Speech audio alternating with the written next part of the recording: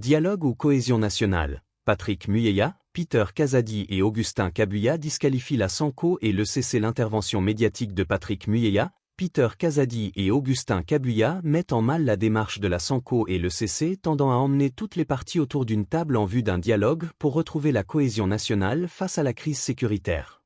Le porte-parole du gouvernement a été le premier à ouvrir les hostilités contre les religieux.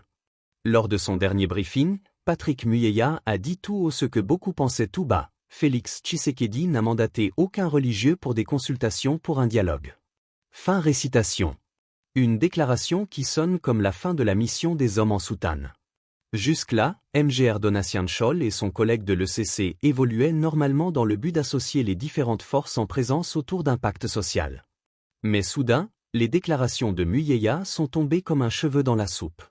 Bien que le ministre de la Communication et Médias a apporté un bémol, le président de la République reste ouvert à toute initiative tendant à ramener la paix.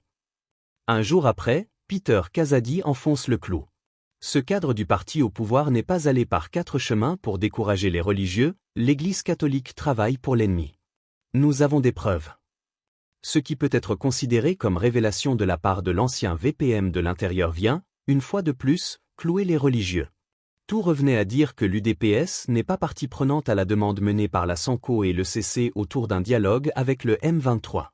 Et finalement, il fallait attendre que quelques heures après les déclarations de Peter Kazadi pour que la position de l'UDPS soit officialisée.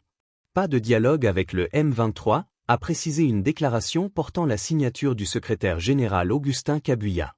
Ce parti va plus loin en dénonçant la démarche de « certains religieux sont les prises de position ont toujours été contre les institutions de la République ».